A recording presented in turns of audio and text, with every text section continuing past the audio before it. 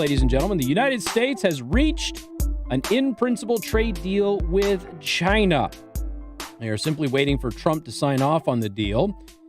Let's see what we got. U.S. negotiators have reached the terms of a Phase 1 trade deal with China that now awaits President Trump's approval, according to people briefed on the plans. The deal being presented to Trump includes a delay in the December 15th new round of tariffs, a schedule for a rollback of some of the existing ones, and a promise by the Chinese to buy more U.S. agricultural goods, according to the people who are associated with this.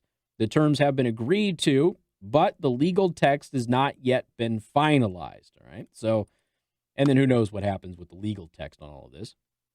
By the way, when the president announced that we were really, really close to this big deal earlier today, the stocks went through the roof. Trade advisors met with the president on Thursday afternoon to discuss the pact, and an announcement could come by day's end. People said a White House spokesman declined to comment. Administration has reached out to allies on Capitol Hill and in the business community to issue statements of support once the announcement is made. The U.S. stocks rose. Treasury yields spiked on the news. Earlier Thursday, Trump tweeted that the U.S. and China were very close to signing a big trade deal, also sending equities higher. Trump says they want it, so do we, which is true. I've been talking about the Chinese economy over the past several weeks and months because China has really struggled with this. Now, they did finally have some manufacturing growth in the last book. That was the first time that they had it in quite some time, so a couple of years. So and it wasn't great. It was more like, oh, thank God the bleeding has stopped. So China's still continuing to struggle economically, and that is because pretty much all of their eggs are in the American basket. It's really that simple. The Phase 1 pact has been expected to reduce existing tariffs and delay ones due to take effect on Sunday. Trump has rejected deals with China before. Negotiators have been working on the terms of the Phase 1 deal for months after the president announced in October that the two nations had reached an agreement that they could put on paper within weeks. That is this agreement here. Again, they just got to get the legal stuff out of the way. The U.S. has added a 25% duty on about $250 billion of Chinese products and 15% levy on another $110 billion of its imports over the course of a roughly 20-month trade war. Discussions now are focused on reducing those rates by as much as half as part of the interim agreement that Trump announced almost 9 weeks ago. In addition to the significant increase in Chinese agricultural purchases in exchange for tariff relief, officials have also said that a Phase 1 pact would include Chinese commitments to do more to stop intellectual property theft and an agreement by both sides not to manipulate their currencies. Of course, there's only one side in that argument who actually does manipulate their currency. Put off for later discussions are issues like U.S. complaints over the vast web of subsidies ranging from cheap electricity to low-cost loans that China used to build its industrial might. And that's one of the things that went after the U.S. steel industry, too, is the Chinese steel, which is way inferior, by the way. Chinese steel will, they'll come in, they'll sell in the American market at a loss. And then the Chinese government will subsidize the loss so that that company doesn't go out of business. It's very much like the healthcare exchange program under Obama, where they could sell the health plans at a loss, and then the government would come in and make it up. Now, that was ruled to be illegal because that wasn't a part of the law, and it's been overturned now. But still, that was a huge issue with the Chinese. So that's been tabled for a later date. Okay, so right now, basically what we have is the new tariffs that are supposed to go into place on Sunday won't. Okay, those will be delayed. The Chinese are now going to buy a bunch more agricultural goods, and China actually needs the United States to produce rice for it. So a lot of people don't know that. In fact, I think you guys were discussing that on the live stream a couple of days ago, maybe a week or so ago. And people were shocked to hear that the Chinese rely on the United States for rice. It's true. They can't produce enough rice in China, and they rely on our rice. So it's always been something we've been able to use against them. But they're going to bring in way more than just rice, and they do a lot of soy as well. So there's going to be a lot of benefits to American farmers as a result of this. And then the tariffs that are currently in place as a part of the trade war will be reduced by as much as half, depending on the sector and everything else. And as I've told you before, the strategy for the trade war was brilliant by the president, absolutely brilliant, because most of us didn't notice it.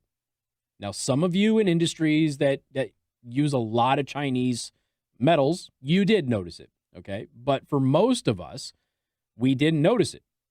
The pricing index didn't change. There was, no major inflation issue to deal with. And a lot of the tariffs were done on small dollar items. And so the average person who would have spent $1 for something was paying $1.03. and it just wasn't noticed. So again, that's not universal, but that's near universal for the U.S. economy. Now, there are some out there who obviously had to deal with it. I've heard from air conditioning and electrical companies that they've had to deal with some issues with it.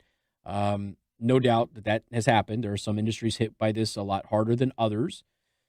But at the same time, as far as the consumer is concerned, where the fear-mongering was that Americans were not going to be able to buy stuff because things are going to be more expensive and they weren't going to have all of that money to spend, that didn't materialize. Now, there were a lot of websites and businesses who artificially inflated their prices. We caught a bunch of people doing this and then blaming the trade war for it.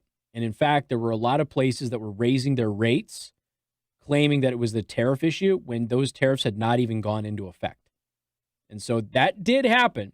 There were some people out there who raised the price of their product, blaming the tariff situation, but in fact, it had nothing to do with the tariffs. It was just a business practice on their end to raise prices and increase profits. Not that I am critical of that. I wish they wouldn't have lied about it, but they had to give themselves some cover for raising rates and raising prices. So once the legal stuff on this is actually situated, it'll be interesting to sit down and get all of the very specific details of this. This is just breaking this afternoon.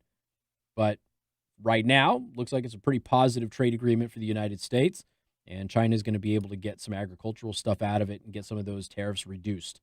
All right, 574-2595, 95.3. On that news, why don't we just talk about 5 economic records that the president had this year?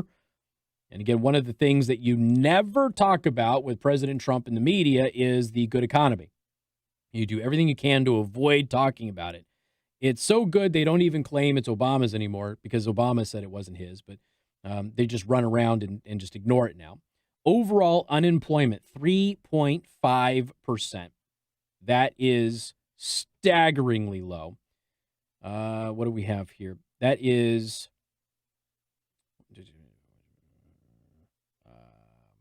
historical anomaly is what they're calling it. So the last time that unemployment was at 3.5% was in 1929. Black unemployment now stands at 5.5%, which it was actually 5.4% in October. That is the lowest point ever recorded in October. It's still historically low, but 5.4 in October, technically lower than what it is now. Hispanic unemployment is at 4.2%. The lowest point on record in September when it was at 3.9. Basically, everybody who wants a job can find one at this point. Okay, there's more job openings than there are available people. And I know that there are a lot of folks out there looking at the visa thing because it's one big sticking point with a lot of conservatives and Trump is visas and bringing foreigners into the country to work jobs. But there are a lot of jobs available that there aren't Americans to fill. It's not a case of filling jobs that Americans will not do anymore. It's a case of we don't have any Americans for these jobs, so we need to bring other people in. So it'd be interesting to see how that plays out because it is a sticking point with conservatives and President Trump. But essentially, anybody who wants a job now can get one. The stock market, undeniable, best stock market run we have ever had. 401ks, the line in the article is 401ks have been made great again. And in November, we officially set the record for the best bull market ever. As CNBC explained, the current market boom, which started in March of 2009, has enjoyed a whopping 468% gain for the S&P 500 through the first day of November, making this record-long bull run almost the best performing one since World War II. Credit scores, another thing that people don't talk about. The average credit score has increased to an all-time high of 706. So, which, by the way, is a pretty darn good score. For most of us who have lived our adult lives in the economies that we have had, having a credit score at 700 is something that's extremely rare. Some of us who have gotten to that point when we got to it, I mean, God, the lenders just came out of the woodworks. But 706 is the highest all-time average the United States has ever had for credit scores. And obviously that's because you have more money. You can pay your bills. You can pay your loans off. You're using less credit because you can pay cash for things now. And so those are just 5 of the big economic takeaways from Trump in 2019. Huge issues to discuss, but of course the media doesn't want to. We got more coming up. News Talk 95.3, Michiana's News Channel.